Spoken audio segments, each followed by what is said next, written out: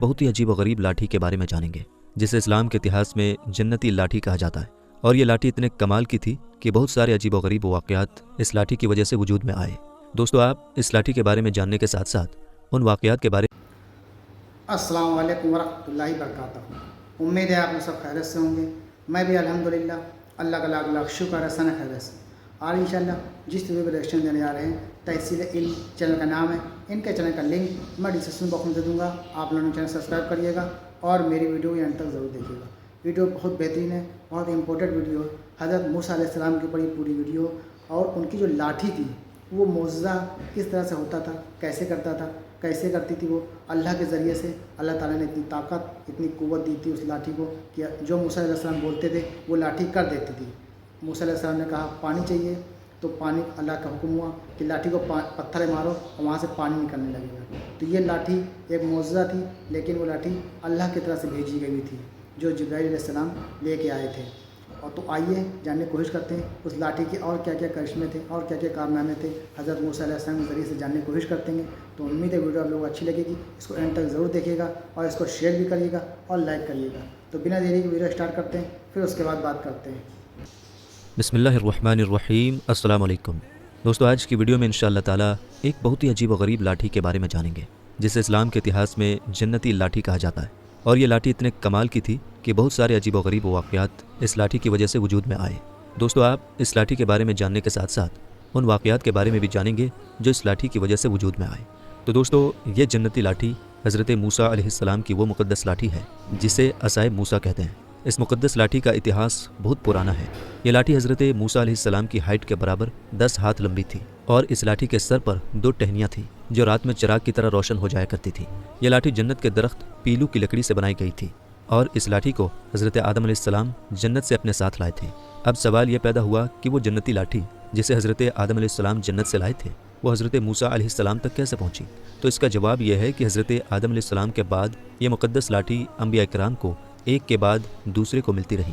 यानी एक नबी ने अपने विसाल के वक्त दूसरे नबी को दे दिया, दूसरे नबी ने अपने विसाल के वक्त तीसरे नबी को दे दिया, यहाँ तक कि ये लाठी हज़रत शुएब अलैहिस्सलाम को मिली जो कौम मदियन के नबी थे। जब हज़रत मूसा अलैहिस्सलाम मिस्र से हिजरत करके मदियन तशरीफ़ ले गए तो हज़रत शुएब अलैहिस्सलाम ने अपनी बेटी हज़रत बीबी सफ़ूरा रज़ियल्लाहु अन्हा से हज़रत मूसा अलैहिस्सलाम का निकाह फरमा दिया। और हज़रत मूसा अलैहिस्सलाम 10 साल तक हज़रत शुएब अलैहिस्सलाम की खिदमत में रहकर उनकी बकरियां चराते रहे। उस वक्त हज़रत शुएब अलैहिस्सलाम ने अल्लाह ताला के हुक्म से हज़रत मूसा अलैहिस्सलाम को लाठी अता फरमा दिया। फिर जब हज़रत मूसा अलैहिस्सलाम अपनी बीवी को लेकर मदियन से मिस्र अपने वतन के लिए रवाना हुए और उस मुक़द्दस वादी में पहुँचे जिसे तुआ कहा जाता है, तो अल्लाह ताला ने हज़रत मूसा अलैहिस्सलाम को नबी और रसूल होने की खुशखबरी सुनाया। उस वक्त अल्लाह ताला ने हज़रत मूसा अलैहिस्सलाम से जिस तरह कलाम फरमाया, कुरान करीम ने उसको इस तौर पर बयान किया है। तर्जुमा है, और ये तेरे दाहिने हाथ में क्या है ए मूसा। हज़रत मूसा ने अर्ज़ किया, ये मेरा असा है यानी लाठी है, मैं इस पर टेक लगाता हूँ और इससे अपनी बकरियों पर पत्ते झाड़ता हूँ और मेरे इसमें और काम है। हज़रत अल्लामा अब्दुल बरकात अब्दुल्लाह बिन अहमद नस्फ़ी अलैहिर्रहमा फरमाते हैं कि हज़रत मूसा अलैहिस्सलाम ने जो ये फरमाया कि मेरे इसमें और भी काम हैं, तो वो ये हैं। नंबर 1, उस लाठी को हज़रत मूसा अलैहिस्सलाम हाथ में लेकर उसके सहारे चलते थे। नंबर 2, उस लाठी से बातचीत करके हज़रत मूसा अलैहिस्सलाम दिल बहलाया करते थे। नंबर 3, दिन में वो लाठी दरख्त बनकर हज़रत मूसा अलैहिस्सलाम पर साया करती थी। नंबर 4, रात में उस लाठी की दोनों टहनियाँ जिसके बारे में मैंने अभी कुछ देर पहले बताया, वो टहनियाँ रोशन होकर हज़रत मूसा अलैहिस्सलाम को रोशनी देती थी। नंबर 5, उस लाठी से हज़रत मूसा अलैहिस्सलाम दुश्मनों को, दरिंदों को, सांपों और बिच्छुओं को मारते थे। नंबर 6, वो लाठी कुआं से पानी भरते वक्त रस्सी बन जाया करती थी और उसकी दोनों टहनियाँ डोल बन जाती थी। नंबर 7, ज़रूरत के वक्त वो लाठी दरख्त बनकर ख्वाहिश के मुताबिक फल देती थी।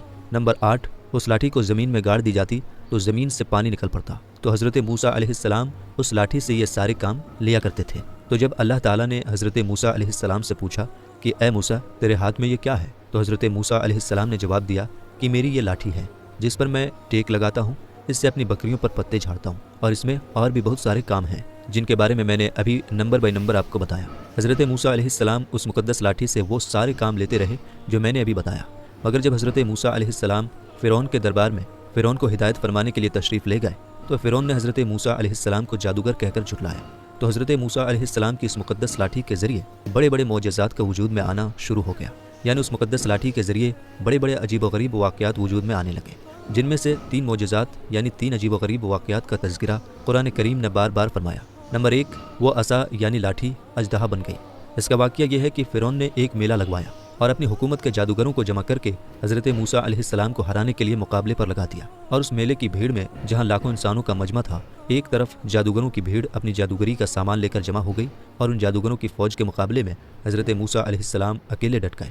جادوگروں نے فرعون کی عزت کی قسم کھا کر اپنی جادو کی لاٹھیوں اور رسیوں کو پھینکا تو فوراً وہ لاٹھیاں اور رسیاں سانپ بن کر پورے میدان میں ہر طرف پھنکارے مار کر دوڑنے لگی اور پورا مجمع ڈر کر ادھر ادھر بھاگنے لگا، اور فرعون اور اس کے تمام جادوگر اس کرتب کو دکھا کر اپنی جیت کے گھمنڈ اور غرور کے نشے میں مست ہو گئے اور خوشی سے تالیاں بجا بجا کر اپنی خوشی کا اظہار کرنے لگے کہ اتنے میں اچانک حضرت موسیٰ علیہ السلام نے اللہ تعالیٰ کے حکم سے اپنی مقدس لاٹھی کو ان سانپوں کی بھیڑ میں ڈال دیا، تو یہ لاٹھی ایک بہت بڑا اور بہت ہی خوفناک اژدہا بن کر جادوگروں کے تمام سانپوں کو نکل گیا۔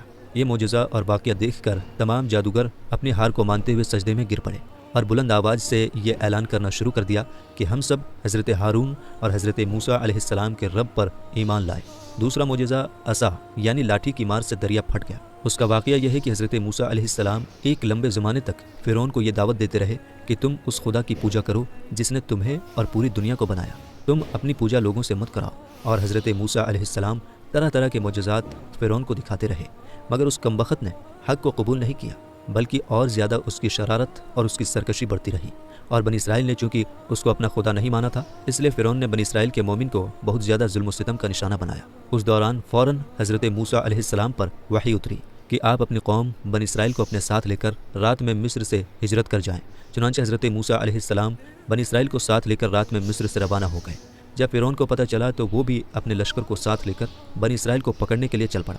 جب دونوں لشکر ایک دوسرے کے قریب ہو گئے تو بنی اسرائیل فرعون کے خوف سے چیخنے لگے کہ اب تو ہم پھر سے فرعون کے ہاتھوں گرفتار ہو جائیں گے، اور بنی اسرائیل کی پوزیشن بہت خراب ہو گئی کیونکہ ان کے پیچھے فرعون کا خونخوار لشکر تھا اور آگے موجیں مارتا ہوا دریا تھا۔ اس پریشانی کے عالم میں حضرت موسیٰ علیہ السلام اطمینان تھے اور بنی اسرائیل کو تسلی دے رہے تھے۔ جب دریا کے پاس پہنچ گئے تو اللہ تعالیٰ نے حضرت موسیٰ علیہ السلام کو حکم دیا کہ تم اپنی لاٹھی دریا پر مارو۔ چنانچہ جیسے ہی حضرت موسیٰ علیہ السلام نے دریا پر لاٹھی ماری تو فوراً ہی دریا میں 12 سڑکیں بن گئیں اور بنی اسرائیل ان سڑکوں پر چل کر سلامتی کے ساتھ دریا پار کر گئے۔ فرعون جب دریا کے قریب پہنچا اور اس نے دریا کی سڑکوں کو دیکھا تو وہ بھی اپنے لشکروں کے ساتھ ان سڑکوں پر چل پڑا، مگر جب فرعون اور اس کا لشکر دریا کے بیچ میں پہنچا تو اچانک دریا کی موجیں ابل پڑیں اور سب سڑکیں ختم ہو گئیں اور فرعون اپنے لشکر کے ساتھ دریا میں ڈوب گیا۔ اس واقعے کو اللہ تعالیٰ نے اس طرح بیان کیا جس کا ترجمہ ہے، پھر جب آمنا سامنا ہوا دونوں گروہوں کا، موسیٰ والوں نے کہا ہم کو انہوں نے آ لیا۔ موسیٰ نے فرمایا یوں نہیں، بے شک میرا رب میرے ساتھ ہے، وہ مجھے اب راستہ دیتا ہے۔ تو ہم نے موسیٰ کو وحی فرمائی کہ دریا پر اپنی لاٹھی مار، تو جب ہی دریا پھٹ گیا تو ہر حصہ ہو گیا جیسے بڑا پہاڑ، اور وہاں قریب لائے ہم دوسروں کو اور ہم نے بچا لیا موسیٰ اور اس کے ساتھ والوں کو، پھر دوسروں کو ڈبو دیا۔ بے شک اس میں ضرور نشانی ہے اور ان میں اکثر مسلمان نہ تھے۔ اس لاٹھی کا تیسرا واقعہ عصا یعنی لاٹھی مارنے سے پانی کے چشمے جاری ہو گئے۔ تو اس کا واقعہ یہ ہے کہ بنی اسرائیل کا اصل وطن ملک شام تھا، لیکن جب حضرت یوسف علیہ السلام کو ان کے بھائیوں نے کنویں میں ڈال دیا اور جب ایک قافلہ ادھر سے گزرا تو قافلے والوں نے انہیں کنویں سے نکالا تو ان کے بھائیوں نے غلام کہہ کر انہیں بیچ دیا۔ پھر یہ قافلے والے مصر میں لا کر یوسف علیہ السلام کو بیچ دیے۔ تو حضرت یوسف علیہ السلام کو جس شخص نے خریدا وہ عزیز مصر تھا، یعنی مصر کے بادشاہ کا سب سے خاص وزیر۔ تو جب عزیز مصر کا انتقال ہو گیا تو اس کے بعد ایک لمبا واقعہ ہے جس کے بہت دنوں بعد حضرت یوسف علیہ السلام کو عزیز مصر بنایا گیا۔ تو اس زمانے میں بنی اسرائیل مصر میں آ کر آباد ہو گئے اور ملک شام پر قوم عمالقہ کا قبضہ ہو گیا جو بدترین قسم کے کفار تھے۔ جب فرعون دریائے نیل میں ڈوب گیا اور حضرت موسیٰ علیہ السلام فرعون کی طرف سے جو خطرے تھے ان سب سے اطمینان ہو گئے تو اللہ تعالیٰ نے حکم دیا کہ قوم عمالقہ سے جہاد کر کے ملک شام کو اس کے قبضے سے آزاد کرائیں۔ چنانچہ موسیٰ علیہ السلام 6 لاکھ بنی اسرائیل کی فوج لے کر جہاد کے لیے روانہ ہو گئے، مگر ملک شام کے بارڈر پر پہنچ کر بنی اسرائیل پر قوم عمالقہ کا ایسا خوف سوار ہو گیا کہ بنی اسرائیل ہمت ہار گئے اور جہاد سے منہ پھیر لیا۔ اس نافرمانی پر اللہ تعالیٰ نے بنی اسرائیل کو یہ سزا دی کہ یہ لوگ 40 سال تک میدان تیہ میں بھٹکتے اور گھومتے پھرتے رہے اور اس میدان سے باہر نہ نکل سکے۔ حضرت موسیٰ علیہ السلام بھی ان لوگوں کے ساتھ میدان میں تشریف فرما تھے۔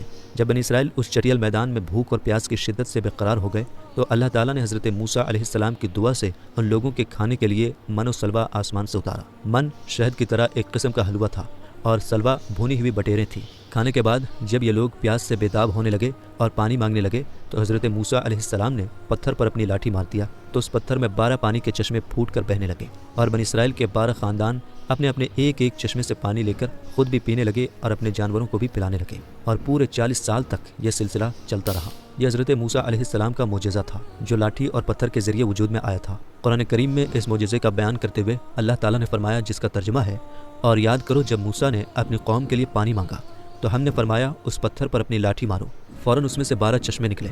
हर गिरोह ने अपना घाट पहचान लिया। तो मेरे दोस्तों, यह है हज़रत मूसा अलैहिस्सलाम की मुक़द्दस लाठी के ज़रिए ज़ाहिर होने वाले वो 3 अज़ीमुश्शान मोजज़ात जिनको कुरान करीम ने कई टॉपिक के साथ बार बार बयान करके लोगों के लिए इबरत और हिदायत का सामान बना दिया है।